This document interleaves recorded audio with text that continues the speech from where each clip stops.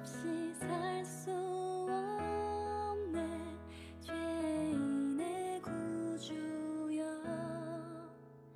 그 귀한 보배 피로 날 구속하소서.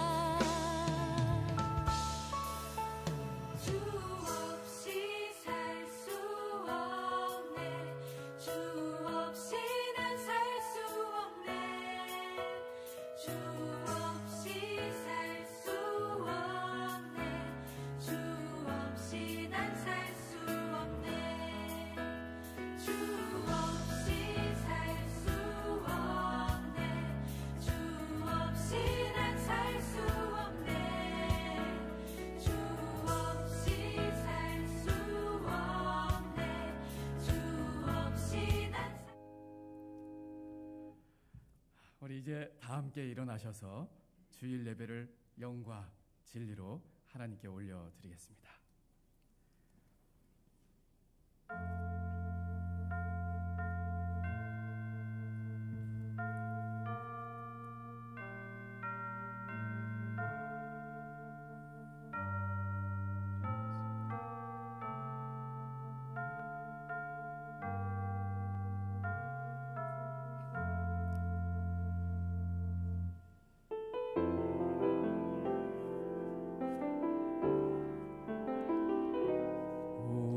보좌 앞에 모였네. 함께 주를 찬양하며 하나님의 사랑 그 아들 주셨네. 그의 피로 우린 구원받았네. 십자가에서 쏟으신 그 사랑 강같이 온 땅에 흘러 각 나라와 족속 백성 방언에서 구원받고 주 경배드리네.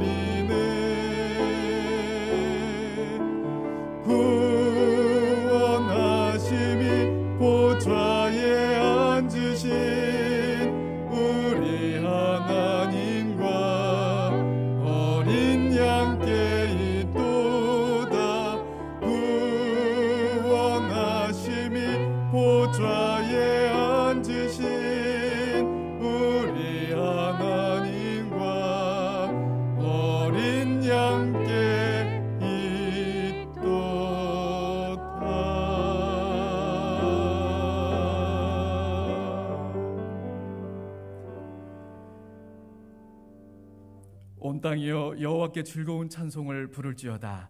기쁨으로 여호와를 섬기며 노래하면서 그의 앞에 나아갈지어다. 여호와가 우리 하나님이신 줄 너희는 알지어다. 그는 우리를 지으신 이요 우리는 그의 것이니 그의 백성이요 그의 기르시는 양이로다. 하나님은 영이시니 예배하는 자가 영과 진리로 예배할지니라. 아멘. 존귀하신 아버지 하나님, 수많은 역사의 질곡 속에서도 우리 대한민국을 지켜주시고 평화가 넘치는 나라로 세워주심에 감사를 드립니다. 전쟁의 폐허를 딛고 일어서게 하신 아버지 하나님이시여, 다시 한번 그 크신 사랑과 은혜를 저희들에게 베풀어 주옵소서. 그리하여 온 백성이 하나님의 은혜를 깨닫고 삼위일체 하나님만 섬기는 제사장의 나라가 세워지도록 역사하여 주시옵소서. 믿음과 소망을 품고 오늘도 주님의 백성들이 예배당에 나와 그리고 온라인 예배로 함께 예배드리며 영광 올려드리오니 기쁘게 받으시고 예비하신 말씀과 은혜로 우리 심령을 충만하게 채워 주옵소서. 예수 그리스도의 이름으로 기원하옵나이다. 아멘.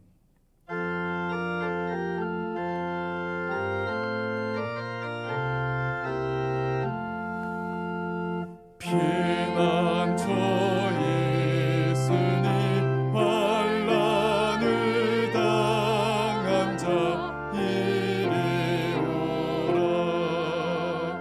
땅들이 변하고 물결이 일어나 산 위에 넘치되 두렵잖네. 이방이 떠들고 나라들 모여서 진동하나. 우리 주 목소리 한 번만 바라면 천하의 모든 것 망하겠네. 만유주 하나님 우리를 도우니 피난처요. 세상의 난리를 그치게 하시니 세상의 창검이 쓸데없네. 높으신 하나님 우리를 구하니 할렐루야. 괴로움이 심하고 환난이 극하나 피난처 되시는 주 하나님.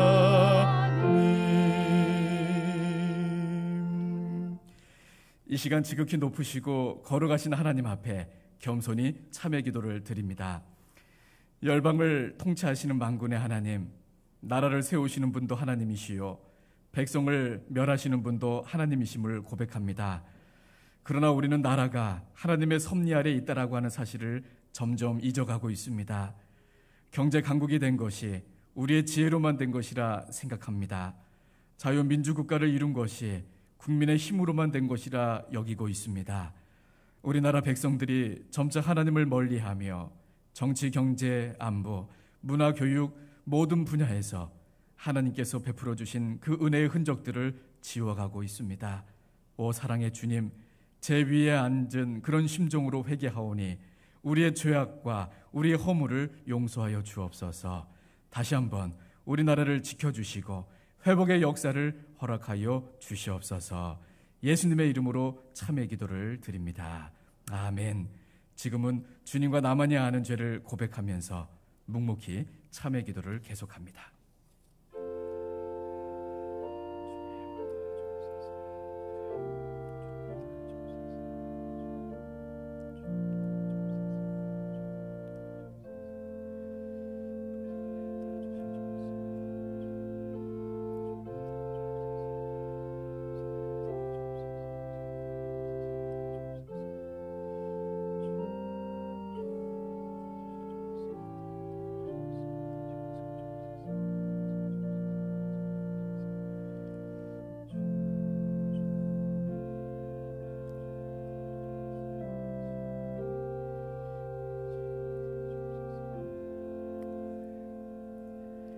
여기 우리에게 주시는 하나님의 용서의 말씀이 있습니다.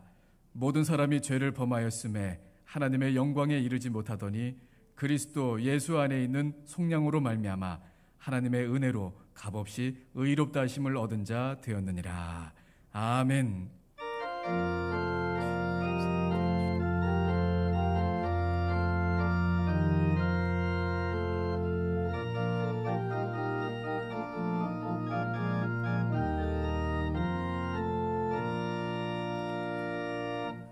나는 전능하신 아버지 하나님 천지의 창조주를 믿습니다. 나는 그의 유일하신 아들 우리 주 예수 그리스도를 믿습니다. 그는 성령으로 잉태되어 동정녀 마리아에게서 나시고 본디오 빌라도에게 고난을 받아 십자가에 못 박혀 죽으시고 장사된 지 사흘 만에 죽은 자 가운데서 다시 살아나셨으며 하늘에 오르시어 전능하신 아버지 하나님 우편에 앉아 계시다가 거기로부터 살아있는 자와 죽은 자를 심판하러 오십니다. 나는 성령을 믿으며 거룩한 공교회와 성도의 교제와 죄를 용서받는 것과 몸의 부활과 영생을 믿습니다. 아멘.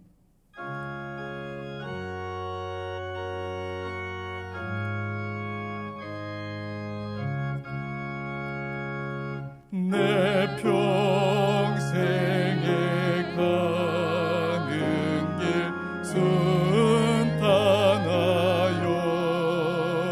늘 잔잔한 강 같든지 큰 풍파로 무섭고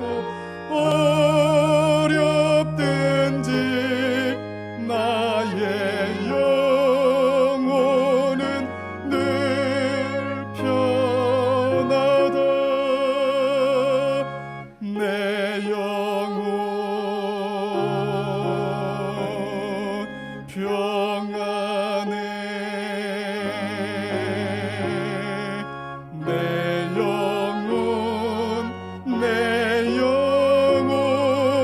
평안해. 저 마귀는 우리를 삼키려고 입 벌리고 달려와도 주 예수는 우리의 대장되니 끝내 싸워서 이기리라. 내 영혼 평안해. 내 영혼 평안해. 내 지은 죄 주홍빛 같더라도 주 예수께 아뢰면 그 십자가 피로써 다 씻으사 있는 보다 더 정하리라.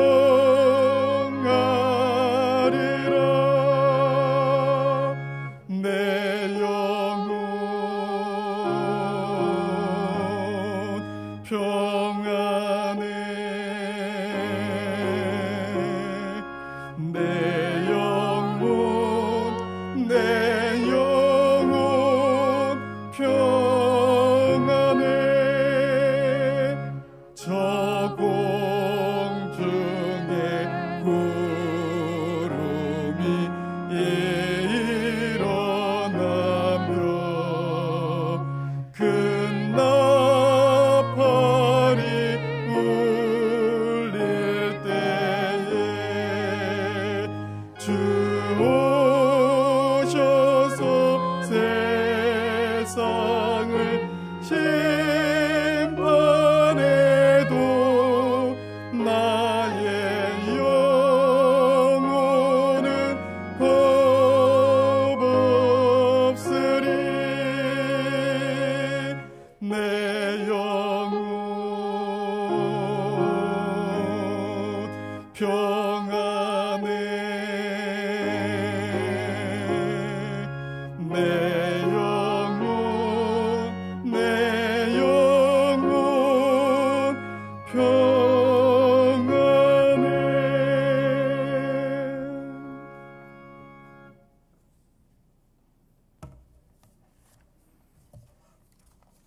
거룩하신 아버지 하나님, 어둠이 짙어질수록 깨어나는 새벽은 가까이 오듯이 먹구름 같은 우리의 심령의 새벽도 깨어나게 하여 주옵소서. 겨울은 육신을 쳐 우리를 복종케 하시며 푸석푸석한 영혼 위에 예배를 통하여 은혜의 단비를 내려 주실 줄 믿습니다. 주 예수 그리스도와 하나님 나라의 복음을 의지하게 하시고 삶이 고독할 때 찬송하게 하시며 우리의 심령이 복잡할 때 기도하게 하여 주옵소서. 우리가 걸어온 궤적들을 고백하면서 감사와 찬송과 영광을 올려드립니다. 용서와 자비의 크신 은혜를 이 시간 성령님의 임재 가운데 가득가득 채워주실 줄 믿습니다. 주님의 피로 세우신 장안죄일교회가 십자가의 사랑과 유일한 구원자 예수 그리스도를 증거하는 교회 되기를 원합니다. 단언하노니 나는 날마다 죽노라 고백했던 바울 사도의 고백이 우리의 고백이 되게 하시고 우리가 하나님의 징벌을 받을까 두려워하며 내가 죽고 교회는 살고 나는 낮아짐으로 그리스도는 높여지게 하여 주옵소서. 교회학교 여름 성경학교와 청년수련회를 준비하고 기도하고 있습니다. 백지와 같은 어린 심령들 가슴속에 하나님이 그려지게 하시며 평생을 주님 붙들고 살아가는 인생의 첫 단추가 되게 하여 주옵소서. 교역자들과 선생님들의 건강도 책임져 주실 줄 믿습니다. 몸이 병들어 요양원에 있고 수술의 절차 뒤에 방사선 치료 중에 있거나 영혼의 아픔을 겪고 있는 우리의 성도들을 간구하는 소리를 들으소서. 환난 날에 우리가 주께 부르짖으리니 주께서 응답하여 주실 줄 믿습니다. 우리에게 닥쳐온 환난과 고난은 변장하고 오는 하나님의 복인 것을 깨닫게 하여 주옵소서. 하나님 아버지, 지구촌의 평화를 갈망합니다. 코로나19로 고통받는 나라와 민족들, 내전으로 죽어가는 국가들, 종교적 갈등과 인종차별로 무너진 인권을 회복시켜 주옵소서. 우리의 조국 대한민국을 위해 간구합니다. 민족의 미래를 걱정하고 무서운 전쟁을 막을 수 있는 남북한의 온건한 리더들이 상식 있는 대화의 장에 나서게 하여 주옵소서. 이 땅의 교회들은 일어나 등에 불을 붙이며 영혼을 살리는 열정들이 들불처럼 일어나게 하여 주옵소서. 하나님 아버지, 단위에서 오신 담임 목사님을 강하게 붙들어 주옵소서. 하나님의 말씀을 대언하실 때 그 말씀이 우리의 심령을 관통해서 좌우의 날선 어떤 검보다도 예리하며 혼과 영과 및 관절과 골수를 찔러 쪼개기까지 하고 또 마음의 생각과 뜻을 감찰하사 심령은 뒤흔들리고 영혼이 두들겨져서 잠자는 신앙은 깨어나고 회심의 역사가 일어나며 증오하는 마음, 미움의 무장들을 다 내려놓게 하셔서 인생의 터닝 포인트가 오늘이 되게 하여 주실 줄 믿습니다.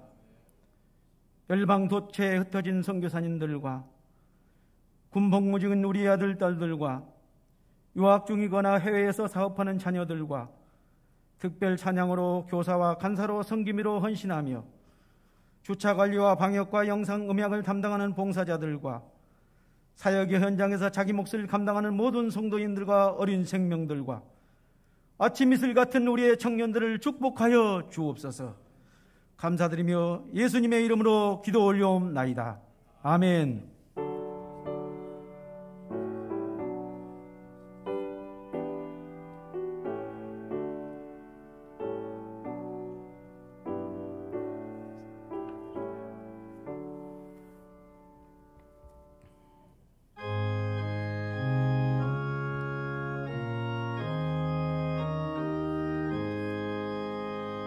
진리와 생명 되신 주, 이 몸을 받아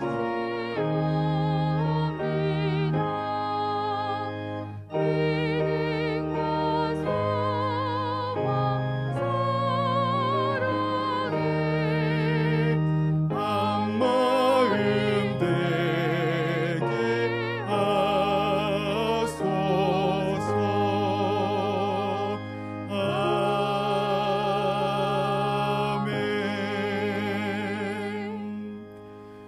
아버지 하나님 감사합니다. 주님 전에 나와서 오늘 함께 예배드릴 수 있도록 은혜 베풀어 주신 것 감사합니다. 모든 것들이 아버지 하나님의 것입니다. 모든 것들이 하나님으로부터 왔습니다. 그 신앙 고백 담아서 아버지 하나님 앞에 올려드리오니 아버지 하나님 기쁘게 받으시고 드리는 손길마다 가정마다 기업마다 인생 위에 자녀들 위에 하나님의 귀하신 복이 가득가득 넘쳐나는 역사 있게 도와주시고 신앙의 깊이와 신앙의 넓이가 더 깊어지고 넓어지는 은혜가 있게 인도하여 주시옵소서. 평생에 살아가며 아버지 하나님 앞에 드리기를 자원하는 심령으로 드릴 수 있도록 도와주시고 억지로 하지 아니하도록 도와주시고 드림이 우리에게 큰 기쁨 되게 역사하여 주옵소서. 11조 예물과 감사 예물, 주일 예물과 구제와 선교와 건축과 장학, 1만 선교 헌금과 1,000번째 헌금, 그리고 또한 자녀들을 위해 축복하기 위한 그런 마음으로 강단 헌화와 장식으로 올립니다. 특별히 오늘은 다음 주와 함께 우리 코로나19 구제 헌금 함께 또한 올려드리오니 이 귀한 예물들이 참으로 코로나19로 인하여서 힘들고 어려움에 당한 우리 성도들과 주위를 이웃들을 돌아보는 귀한 시간 될 수 있도록 아버지 하나님 함께하여 주시옵소서. 예수님의 이름으로 축복하며 기도드리옵나이다. 아멘. 우리 교회 소식과 기도 제목 함께 나누겠습니다. 오늘은 오순절 후에 네 번째 주일입니다. 코로나19 치유와 회복을 위한 정오 기도문을 우리 주보 간지로 나눠드렸습니다. 매일 우리 정오 12시가 되면 우리 잠시 이 기도문을 가지고 함께 기도해 주시면 감사하겠습니다. 우리 기도한 바와 같이 이번 주일과 다음 주일에는 코로나19 구제 헌금을 드리기로 우리 당회에서 또 의견 나와서 또 지난주에 재직회로 또 우리가 함께 결의하였습니다. 우리 많이 동참해 주시고요.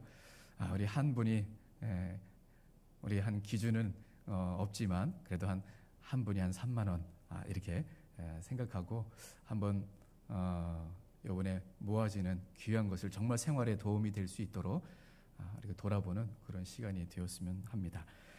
오늘 2부 예배 후에 우리 본당에서 구역회 종강 모임을 우리 잠시 갖도록 하겠습니다. 우리 구역장님들과 또 우리 부구역 구역장님들 또 함께 만나는 시간 갖도록 하겠습니다.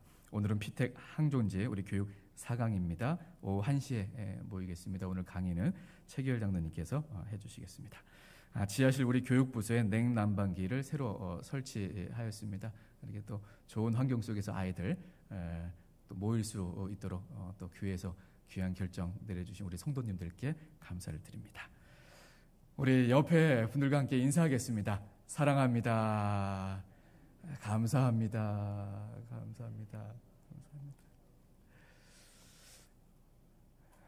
오늘 우리 하나님 주시는 말씀입니다. 창세기 4장 우리 1절 말씀부터 8절까지의 말씀입니다. 창세기 4장 1절에서 8절까지의 말씀입니다. 구약성경 5면에 있습니다. 창세기 4장 1절에서 8절까지의 말씀을 제가 봉독하겠습니다. 아담이 그의 아내 하와와 동침함에 하와가 임신하여 가인을 낳고 이르되 내가 여호와로 말미암아 등남하였다 하니라. 그가 또 가인의 아우 아벨을 낳았는데 아벨은 양치는 자였고 가인은 농사하는 자였더라. 세월이 지난 후에 가인은 땅의 소산으로 제물을 삼아 여호와께 드렸고 아벨은 자기도 양의 첫 새끼와 그 기름을 드렸더니 여호와께서 아벨과 그의 제물은 받으셨으나 가인은 그의 제물은 받지 아니하신지라. 가인이 몹시 분하여 안색이 변하니 여호와께서 가인에게 이르시되 네가 분하여 함은 어찌 됨이며 안색이 변함은 어찌 됨이냐. 네가 선을 행하면 어찌 낯을 들지 못하겠느냐. 선을 행하지 아니하면 죄가 문에 엎드려 있느니라. 죄가 너를 원하나 너는 죄를 다스릴지니라. 가인이 그의 아우 아벨에게 말하고 그들이 들에 있을 때에 가인이 그의 아우 아벨을 쳐 주기니라. 아멘.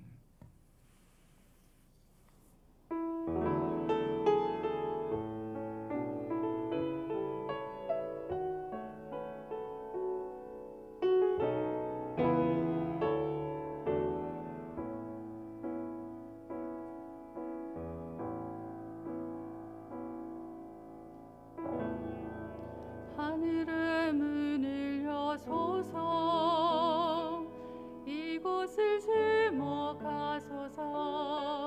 주를 향한 노래가 꺼지지 않으니 하늘을 열고 보소서 이곳에 임재하소서 주님을 기다립니다. 기도의 향기가 하늘에 닿으니 주여 임재하여 주소서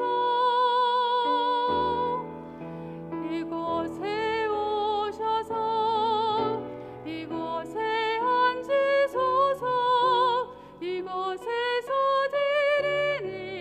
예배를 받으소서 주님의 이름만이 오직 주의 이름만 이곳에 있습니다.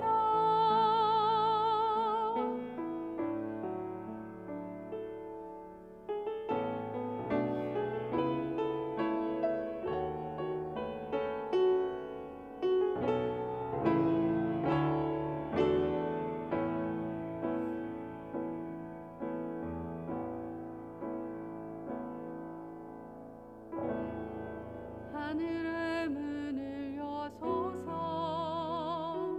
이곳을 주목하소서 주를 향한 노래가 꺼지지 않으니 하늘을 열고 보소서 이곳에 임재하소서 주님을 기다립니다. 기도의 향기가 하늘에 닿으니 주여 임재하여 주소서 이곳에 오셔서 이곳에 앉으소서 이곳에서 예배를 받으소서 주님의 이름만이 오직 주의 이름만 이곳에 있습니다. 이곳에 오셔서 이곳에 앉으소서 이곳에서 예배를 받으소서 주님의 이름만이 오직 주의 이름만 이곳에 있습니다.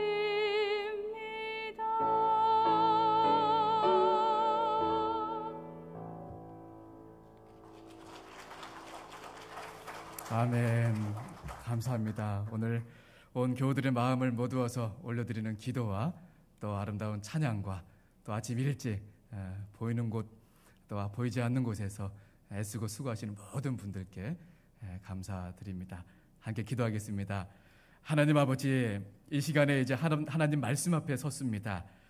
이 말씀을 통해서 우리 마음을 우리를 비추어 보고 우리 가운데 혹 참으로 하나님께서 우리로 하여금 이제 변화되고 성숙되기를 원하시는 부분을 찾고 또 그렇게 결단하며 나아가기를 소원하오니 말씀을 통해서 온전히 우리 스스로를 볼 수 있도록 하나님 역사하여 주시옵소서. 성령 하나님 이 시간 함께하여 주시옵소서.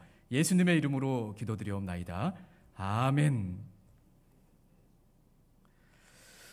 오늘은 분노 다스리기라는 제목으로 말씀을 함께 나누고자 합니다. 초대교회에는 그 7가지의 그 치명적인 죄라고 하는 것을 다루었습니다.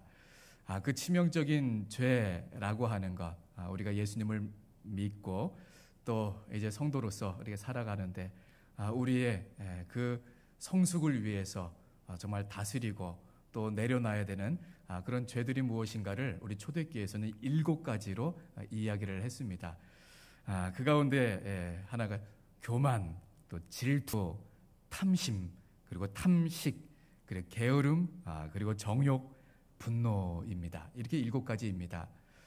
이 7가지를 7주에 걸쳐서 한번 허락하는 데까지 나누어 보려고 합니다. 왜냐하면 우리가 예수님을 이제 믿고 한 형제로서 이렇게 나아갈 때 우리의 스스로의 모습을 돌아보면 삶 속에서 참 이와 같은 문제들로 넘어지고 또 고민하고 또 마음 아파하고 상처받는 일들이 참 많이 있습니다.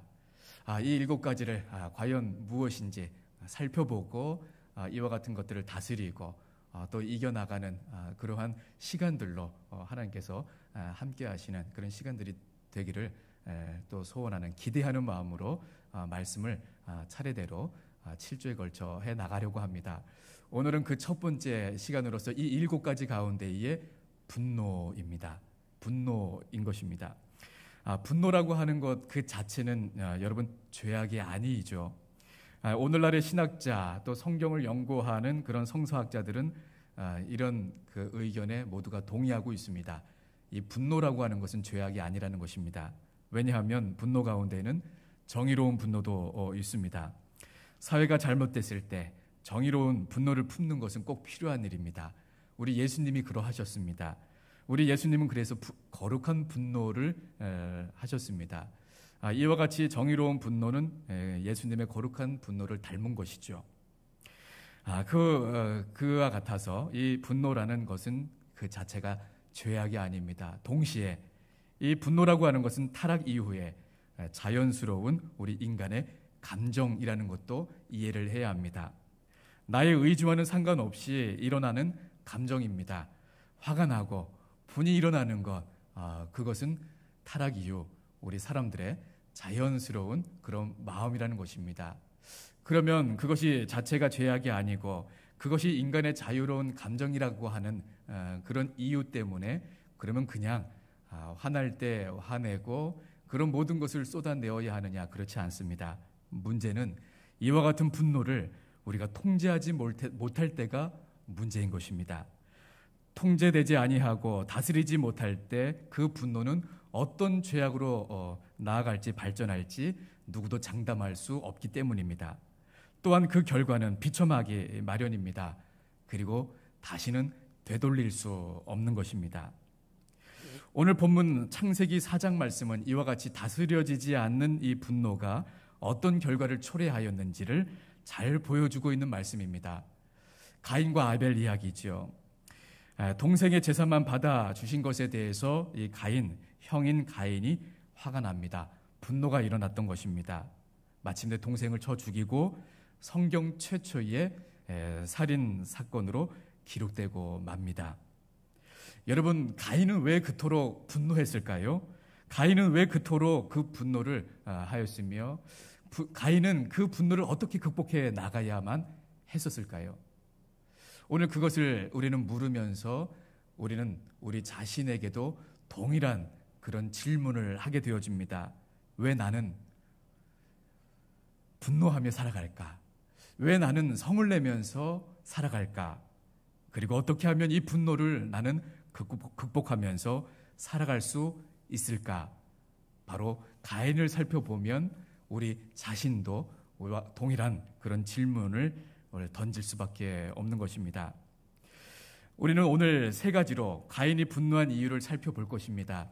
그 3가지를 통하여 과연 우리는 어떠한가 돌아볼 것입니다. 가인이 분노한 첫 번째 이유는 그 자신이 불공평한 대우를 받고 있기 때문이라 느꼈기 때문입니다. 내가 지금 불공평한 대우를 받았다 느꼈기에 분노합니다. 억울하다고 느꼈을 때, 공정하지 못하다고 느꼈을 때, 나의 자존심까지도 짓밟혔다라고 느낄 때에, 그리고 나에게 모욕감을 안겨주었다라고 느낄 때 우리는 화가 납니다. 분노하게 되어지는 것입니다.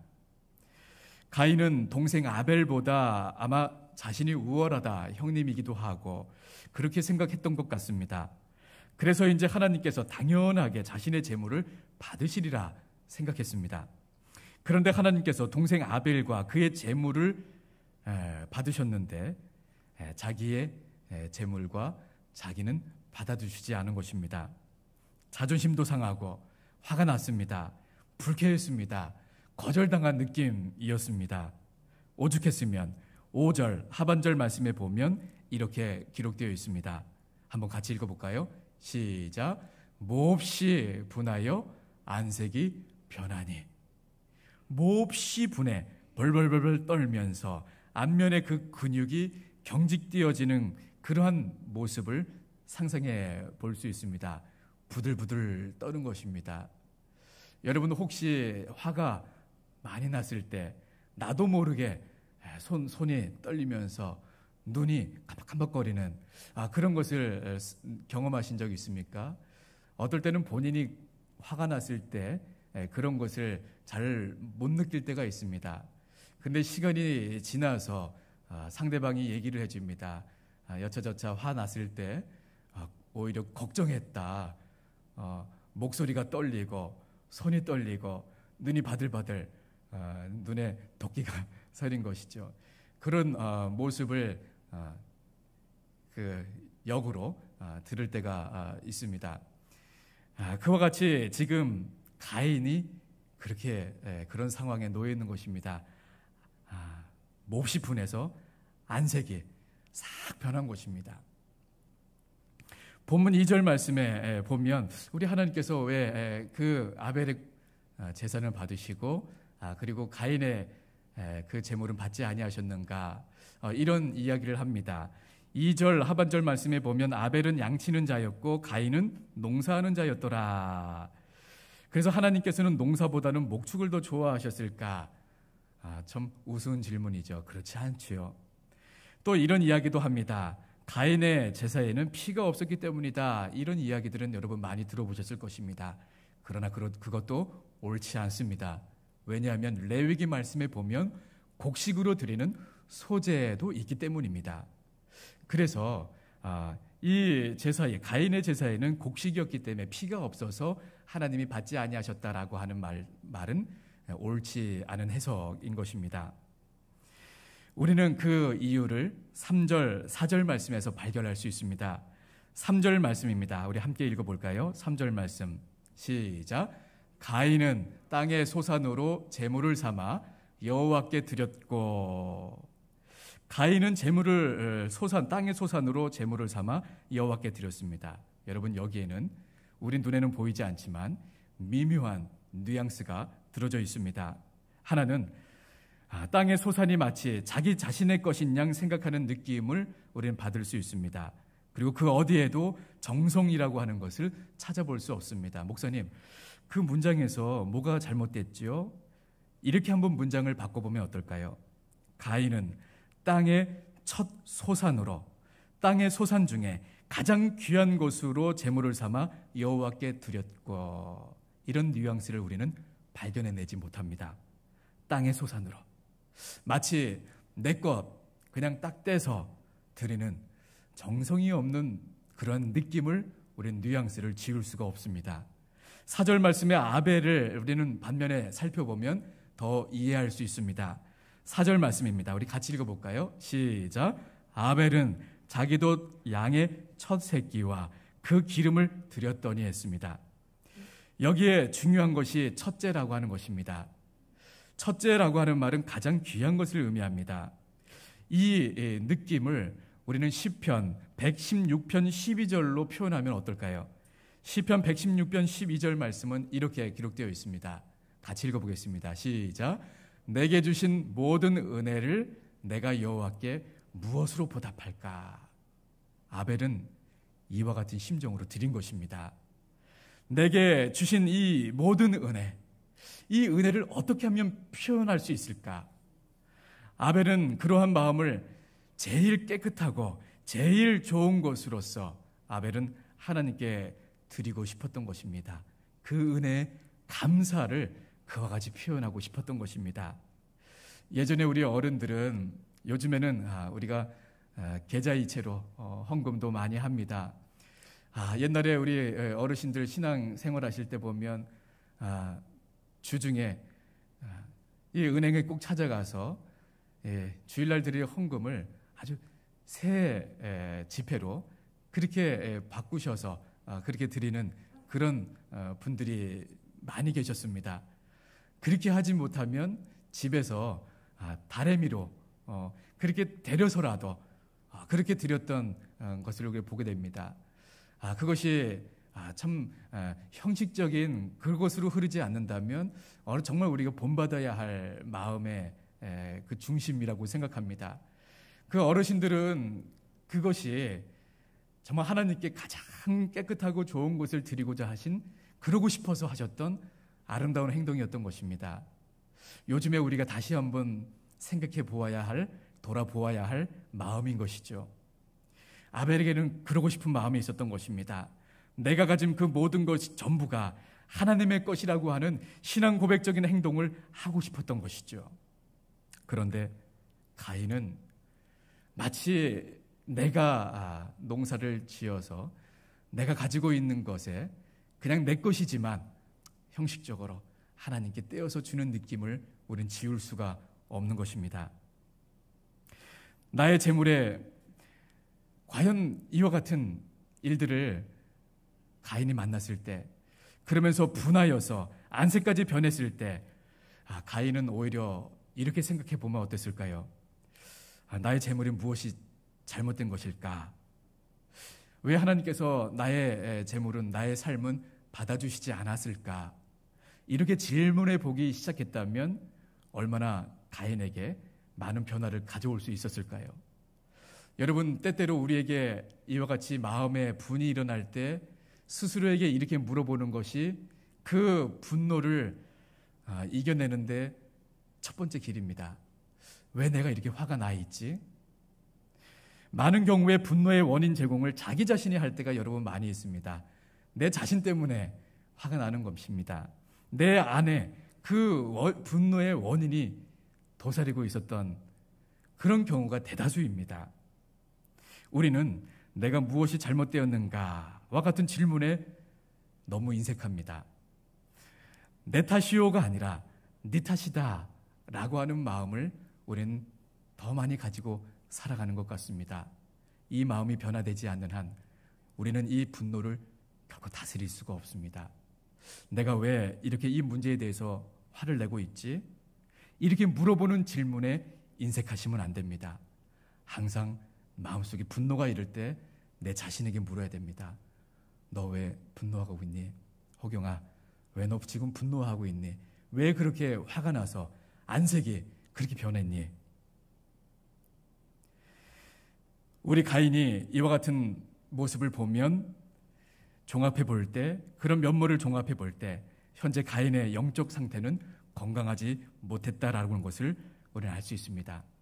그는 하나님을 조종하려고 했습니다. 자기의 마음에 맞게 하나님을 조종하려고 하는 그런 영적 상태에, 건강하지 못한 상태에 놓여 있었던 것입니다. 나는 아벨보다 대우를 받을 만한 가치가 있어 생각했던 것이죠. 나의 재물을 받지 않는 하나님은 큰 실수하시는 거야. 그러한 마음이 내 안에 녹아져 있었던 것입니다. 가인이 나의 재물이 뭐가 잘못되었을까 묻고 자기 자신을 돌아보았다면 이런 불상사는 피할 수 있지 않았을까요? 비록 자신은 정당하다고 느낄지라도 하나님께서 자신의 재물을 받지 않고 거절하실 때에는 분명히 하나님께서 어떤 뜻이 있을 거라고 하는 신앙적인 자기 성찰이 필요했던 것입니다. 신앙적인 자기 성찰. 신앙 안에서 자기를, 내 자신을, 남이 아니라 나 먼저를 돌아보는 그 시간이 필요했던 것입니다. 우리가 이러한 마음의 여유와 신앙의 관점을 상실해 버릴 때 내가 불공평하게 대우받고 있다라고 하는 그 사실 하나만으로도 우리는 흥분하고 화를 낼 수 있습니다. 따라서 여러분 잊지 마십시오. 분노가 일어날 때 나를 신앙적으로 돌아보는 시간, 그리고 그와 같은 기회로 삼으셔야 합니다. 두 번째는 가인이 왜 분노하였을까요? 인간관계를 경쟁의 관계로 이해했기 때문입니다. 가인은 아벨을 경쟁자로 생각했습니다. 형제인데 경쟁의식을 갖습니다. 물론 선의의 경쟁이라는 것도 있습니다. 삶의 에너지를 불어넣어 주지요. 서로 발전시키는 중요한 원동력을 만들어내기도 합니다.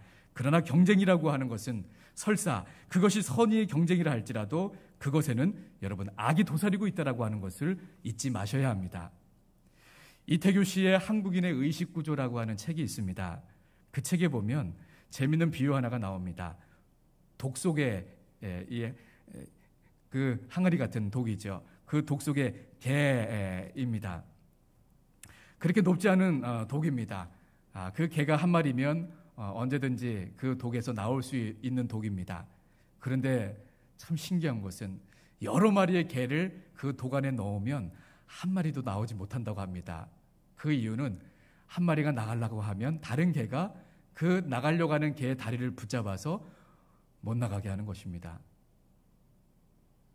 그 뒷다리를, 그 다른 개가 그 뒷다리를 붙잡고 늘어지는 바람에 결국에는 한 마리도 그 독 속에서 나오지 못한다는 것입니다. 그러면서 이런 이야기를 합니다. 21세기 한국인에게 필요한 철학이 있다면 상생의 철학이다. 너도 살고 나도 산다라고 하는 철학이지요. 지금까지는 저 가게가, 우리랑 경쟁하는 저 가게가 망해야 우리가 산다, 네가 이기면 나는 패배자다라고 하는 철학으로 살았다면 이제는 21세기에는 이런 사고를 가지고서는 어떤 사람도 어떤 기업도 살아남기 힘들다 이야기합니다. 오히려 너도 이기고 나도 이겨야 우리 둘 다 승리자가 된다라고 하는 의식이 필요한 시대가 되었다 이야기합니다. 그런데 이것은 이미 성경의 원리입니다. 사도 바울이 서신서에서 가장 많이 사용하는 단어 가운데 하나가 서로라고 하는 말입니다. 얼마나 많이 사용하고 있는지요. 몇 가지만 소개하면 이렇습니다. 형제를 사랑하여 서로 우애하고 존경하기를 서로 먼저 하며 너희가 거룩하게 입맞춤으로 서로 무난하라. 여러 지체가 서로 같이 하여 돌아보게 하셨으니 오직 사랑으로 서로 종노릇하라. 너희가 짐을 서로 지라. 사랑 가운데에서 서로 용납하라. 서로 위로하라. 서로 나눠주기를 잊지 말라. 계속 반복되는 단어가 서로입니다. 내가 당하지 않은 일이니 다행이다. 그것은 공동체가 아니라는 말씀입니다. 그 사람이 어려움을 당하였다면 그 사람만의 어려움이 아닌 그 공동체 모두의 아픔, 그것을 느끼는 공동체가 하나님 나라의 공동체요, 건강한 공동체인 것입니다. 가인에게는 그와 같은 것이 없었던 것입니다. 만약에 이런 마음이었다면 어땠을까요? 야, 나는 지금 부족해서 하나님이 받아주시지 않았지만 내 동생은 참 기특하다. 나도 다음에 할 때는 동생같이 그렇게 해야 되겠다. 참 나는 좋은 동생을 두었어. 여러분, 이런 형제의식이 있었다면 어땠을까요? 가인에게는 그와 같은 형제의식이 없었습니다. 아벨은 나의 경쟁자였던 것입니다.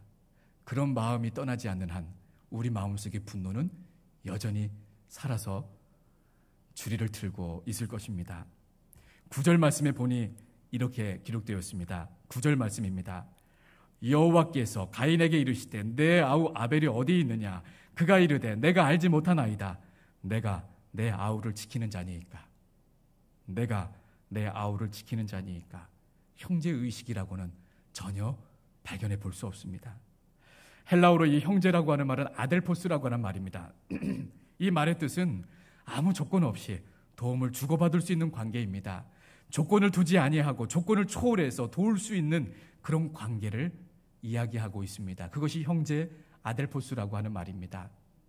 우리 안에 그와 같은 마음이 일어나지 않는 한 우리는 서로 사촌의 땅을 사면 배가 아픈 그 불행한 역사를 우리는 극복해 나갈 수 없는 것입니다. 형제의 의식을 가지고 가인이 아벨을 바라보았다면, 참으로 그런 넉넉한 마음으로 바라보았다면 얼마나 좋았을까요? 따라서 늘 우리는 형제의 의식, 우리가 모두 잘 되어야 한다라고 하는 말이 중요합니다. 제가 이사 와서 얼마 전부터 한 달 전부터 저녁에 저녁 먹고 산책을 갑니다. 어제도 저녁을 먹고 산책을 뚝방길을 걸어갔다 옵니다. 한 5km 정도 되는 것 같습니다. 이렇게 다녀오면 아주 몸도 가볍고 아주 기분도 상쾌해집니다. 어제 걸어갔다가 걸어오는데 한 60대 자매같이 보이기도 하고 또 언니 동생 사이 아니면 친구 사이 같이 보이는 두 분이 걸어옵니다. 대화를 나누면서 걸어오는 것이죠. 그런데 그 두 분의 대화를 싹 스치면서 아주 순간적이죠. 몇 초 안 되죠. 그런데 그 말이 저에게 탁 꽂혔습니다. 산책할 때 말씀을 묵상하면서 걸어가지요. 그때 그 말씀을 묵상하는 가운데 그 말이 너무 생생하게 그 단어가, 그 문장이 딱 마음에 박히는 겁니다. 뭐라고 했냐면 한 분이 다른 한 분에게 이렇게 얘기합니다. 네가 하면 잘할 수 있어. 네가 하면 잘할 거야. 요 말이었습니다. 네가 하면 잘할 거야. 그렇게 순간적으로 딱 스치면서 지나갔는데 그분의 이 말이 제 마음에 딱 남으며 제가 위로가 되는 겁니다. 제가 힘이 나는 겁니다. 그래, 맞다. 지금 어떤 상황이고 어떤 말인지는 모르죠. 그러나 그 말 자체가 그 들은 사람에게 얼마나 힘이 될까. 네가 하면 잘할 수 있을 거야. 모르겠습니다. 사업을 이제 가게를 내시려고 하는 것인지 새로운 직장으로 가시려고 하는 것인지는 모르지만 네가 하면 잘할 거야. 그 말이 너무 위로가 되고 힘이 됐습니다. 제가 부산에서 부목사가 됐습니다. 부산에서 7년 부목사로 있다가 이제 과천교회로 부목사로 왔었는데 부산에 지내면서 부산 말씨 가운데 전 참 이 부산 말이 정겹고 좋더라고요. 전라도 말도 좋아합니다. 충청도 말도 좋아합니다. 강원도 말도 다 좋아합니다. 성격이 둥글둥글해서 다 좋아합니다. 부산에서 있을 때 그 추임새 같이 대화 나누실 때 자주 하셨던 말들이 있습니다. 근데 그게 저는 너무 보기가 좋았습니다. 성도님들 사이에 이렇게 대화 나누시면서 하던 말인데요. 한 두어 가지 있습니다. 뭐였냐면 하나는 만나. 하나님이 광야에서 내려주신 만나가 아니라 맞냐 이겁니다. 이게 무엇이냐면 동의해주고 맞장구 치는 말입니다. 만나. 우리 서울말로 하면 뭐죠? 그래? 그랬어? 아마 이 정도 될 것 같습니다. 근데 그 모습을 보면 얼마나 보기가 좋았는지 모릅니다. 그 대화에 그 상대방의 말을 잘 긍정해주고 받아주는 느낌이 들어서 참 저는 좋아했습니다. 저도 한번 서울 사람이지만 흉내냈습니다. 만나. 지금도 잊을 수 없는, 아주 오래 지났지만 잊을 수 없는 말입니다. 또 한 가지는 이겁니다. 웃잘꼬. 정말 그 사람의 마음을 동정해주는, 그 사람의 입장에서 그 마음을 잘 이렇게 느껴주는 그런 느낌이 들어서 이 말이 너무 좋았습니다. 여러분, 형제의식 너무 중요합니다. 분이 날라고 하더라도 그것을 잔잔하게 하는 것은 이와 같은 말입니다. 정말 정성 어린, 그 사람을 따뜻하게 생각하는 그런 말. 그 일 너라면 할 수 있어. 얼마나 큰 위로가 됩니까? 우리 옆에 있는 그런 모든 분들 이렇게 격려하고 위로하고, 그죠? 우리 이제 살아갈 시간들이 너무 짧지 않습니까? 서로 격려하고 위로해 주는 거. 저는 화이팅을 많이 외칩니다. 이렇게 만나시면 이렇게 하고 화이팅, 격려해 드립니다. 화이팅. 그러면은 그렇게 이제 이야기죠. 아싸 그럽니다. 이 아싸는 세상에 아싸 이게 아닙니다. 히브리어입니다. 이 히브리어로 아싸라고 하는 말은 하나님이 아십니다. 우리 통하여서 하나님이 아십니다. 하나님이 역사하십니다. 이런 의미가 아싸입니다. 그래서 화이팅 하면 아싸. 한번 해볼까요? 화이팅! 그죠? 하나님이 하시는 것입니다. 하나님이 하시는 것입니다. 이렇게 우리 격려하기도 참 바쁩니다. 시간이 모자릅니다. 우리 옆에 있는 분 한번 격려하겠습니다. 성도님이시라면 잘하실 수 있을 것입니다. 성도님이시라면 잘할 수 있을, 왜 안 하셔요? 성도님이시라면 잘하실 수 있을 것입니다. 세 번째, 가인이 왜 분노했을까요? 죄가 가인을 지배하려고 했을 때 가인이 그 죄를, 그 분노를 다스리지 못했습니다. 화가 난다라고 하는 감정은 누구나 있습니다. 하지만 이 분노의 감정이 발전하면 그만 죄가 되는 것입니다. 그때 이 발전하게 됐을 때 죄를 다스려야 하는 것입니다. 화가 나서 저 사람을 어떻게 막 꿀밤을 먹이고 싶고 때리고 싶고 그런 어떻게 해를 끼치고 싶은 그런 마음을 품게 될 때 이미 우리 마음속에 죄가 다스리기 시작한 것입니다. 더 이상 죄악의 행동으로 발전하지 못하도록 그때에 다스리셔야 합니다. 그런 생각이 들었을 때 저 사람이 너무 미워, 가서 그냥 한 대 콕 치워받고 싶은 그런 마음이 들 때 이미 내 안에 죄가 지금 일어난 것입니다. 그런 마음이 들 때 그것이 경고 사인인 것을 우리가 지혜롭게 파악할 수 있어야 합니다. 그러므로 그런 생각까지는 하나님께서 허용하신다 하지만 그 경고를 무시하고 지속적으로 악하게 생각하면 그만 그 사람이 죄를 범하게 되는 것입니다. 여러분, 미워하는 마음 드는 거 충분히 그럴 수 있습니다. 그러나 그런 마음이 들 때 경고 사인인 것을 알아서 잘 다스리면 오히려 그것이 하나님께서 우리의 성숙의 길로 인도해 주시는 것입니다. 그러면 되는 것입니다. 가인의 마음에 분노가 일었을 때 아벨을 죽이고 싶은 마음이 들었습니다. 7절 말씀이죠. 네가 선을 행하면 어찌 낯을 들지 못하겠느냐. 선을 행하지 아니하면 죄가 문에 엎드려 있느니라. 빨리 그런 마음이 있을 때 그것을 바꾸지 않으면 죄가 마치 문에 엎드려서 기다리고 있다가 싹 들어와서 죄가 너를 원하나 너는 죄를 다스릴지니라. 다스리지 못하면 그 죄를 범할 수밖에 없는 그런 장면을 우리는 연출하고 있는 것을 보게 됩니다. 우리가 화를 낼 수도 있고 화가 나니까 상대방에 대해서 나쁜 생각을 가지게 될 수도 있습니다. 만약에 그런 사람이 없다면 사람이 아니시지요. 하지만 그럴 때 그것이 하나님이 주시는 경고 사인으로 알아서 우리 자신을 잘 다스려서 그것이 죄악으로 나오지 아니하도록 우리는 그것을 제거해 버려야 합니다. 분노의 상태에서 내가 내 감정을 어떻게 조절할 수 있을까요? 오늘 에베소서 4장과 5장의 말씀을 통해서 우리는 알 수 있습니다. 에베소서 4장 26절 27절 같이 읽겠습니다. 시작. 분을 내어도 죄를 짓지 말며 해가 지도록 분을 품지 말고 마귀에게 틈을 두지 마라. 마귀는 언제 우리에게 역사합니까? 이 분이 났을 때입니다. 틀림없이 분이 났을 때에 사탄, 마귀는 마치 죄가 문 앞에 있다가 그 틈을 타서 들어오듯이 기다리고 있는 것입니다. 에베소서 5장 18절 말씀입니다. 같이 읽겠습니다. 시작. 술 취하지 말라. 이는 방탕한 것이니 오직 성령으로 충만함을 받으라. 이 방법밖에 없습니다. 성령 충만하면 사랑할 수 있습니다. 우리가 새벽에 요즘에 대제사장의 그 복장에 대해서 함께 나눕니다. 대제사장의 복장에는 여러 가지가 있지만 이 견대 양쪽에 보석 2개에다가 6개씩 12지파 가운데 6지파씩 적습니다. 가슴에 그 흉패를 3줄로 3개씩 4줄로 12개를 답니다. 각 지파 12지파의 이름을 적습니다. 그것이 무엇을 의미하냐면 대제사장은 항상 하나님 앞에 나아갈 때 가슴으로 그 백성들을 품고 나가는 것입니다.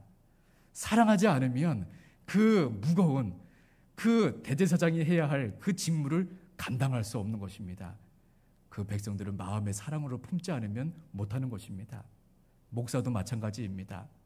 화가 납니다. 분노가 일어납니다. 절대 목회자는 분노를 내면 안 됩니다. 그것이 절대로 덕이 되지 못합니다. 야고보서 1장 말씀과 같이 사람이 성내는 것이 하나님의 의의를 이루지 못함이라 그 말씀과 같이 정말 그렇습니다. 언제 그것을 극복할 수 있습니까? 대제사장의 그 복장을 보면 이해할 수 있습니다. 성도님들의 그 교족부를 기도할 때마다 보면서 이름 불러가며 기도하면 아무리 미워하고 콕 쥐어받고 싶은 그런 마음이 혹 든다 할지라도 사랑으로, 그것이 여러분 성령 충만의 역사인 것입니다. 미워지지 않습니다. 미워하는 사람도 이해되게 됩니다. 아무쪼록 정말 자신이 불공평한 대우를 받았을 때, 인간관계를 경쟁의 관계로 이해했을 때, 죄가 나를 지배하려고 할 때, 그것을 잘 다스리지 못할 때에 일어나는 이와 같은 우를 우리는 다시는 범하지 말고 삶 속에서 분노를 잘 다스리며 승리하는 저와 여러분들 다 되시기를 주님의 이름으로 축복합니다. 우리 다 같이 일어나서 함께 기도하겠습니다. 하나님, 제 마음속에 있는 이와 같은 분노들 하나님 다 가져가 주시고,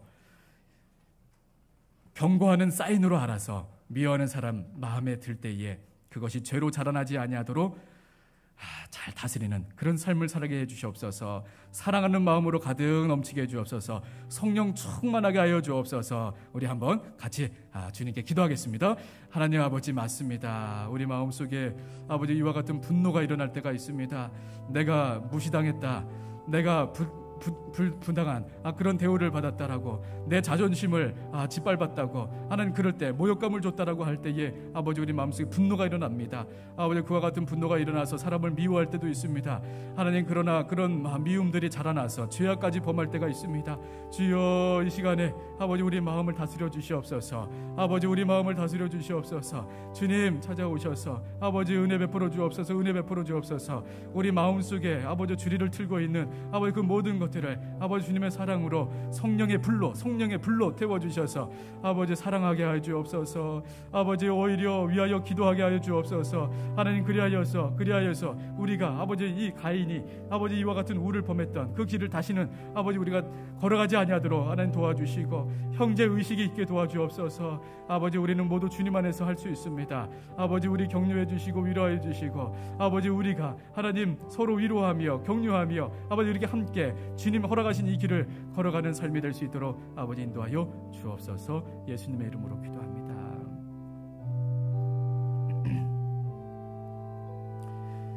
세상의 유혹이 내게 몰려올 때, 세상의 유혹 시험이 내게 몰려올 때에 나의 힘으론 그것들 모두 이길 수 없네. 거대한 폭풍 가운데 위축된 나의 영혼, 어찌할 바를 몰라 헤매이고 있을 때,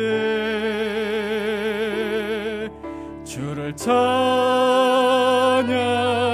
손을 들고 찬양, 전쟁은 나에게 속한 것 아니니. 주를 찬양, 손을 들고 찬양, 전쟁은 하나님께 속한 것이니. 거짓과 속임수로 가득 찬 세상에서 어디로 갈지 몰라 머뭇거리고 있네. 공중의 권세 잡은 자 지금도 우리들을 실패와 절망으로 넘어뜨리려 하네. 주를 찬양, 주를 찬양, 손을 들고 찬양, 전쟁은 나에게 속한 것 아니니. 주를 찬양, 손을 들고 찬양, 전쟁은 하나님께 속한 것이니. 주위를 둘러보면 아무 믿음의 눈을 들면 보이는 분 계시네.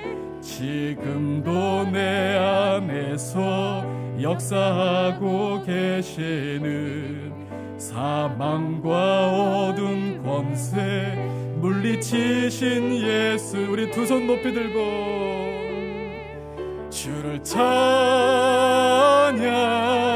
손을 들고 찬양. 전쟁은 나에게 속한 것 아니니 주를 찬양, 손을 들고 찬양. 전쟁은 하나님께 속한 것이니.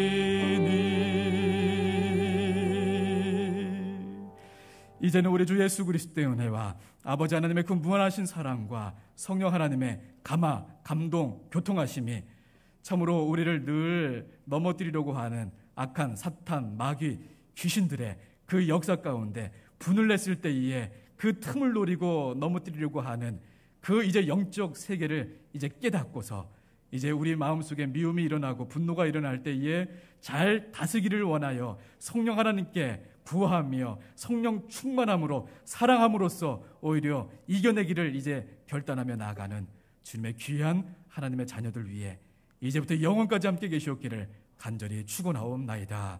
아멘.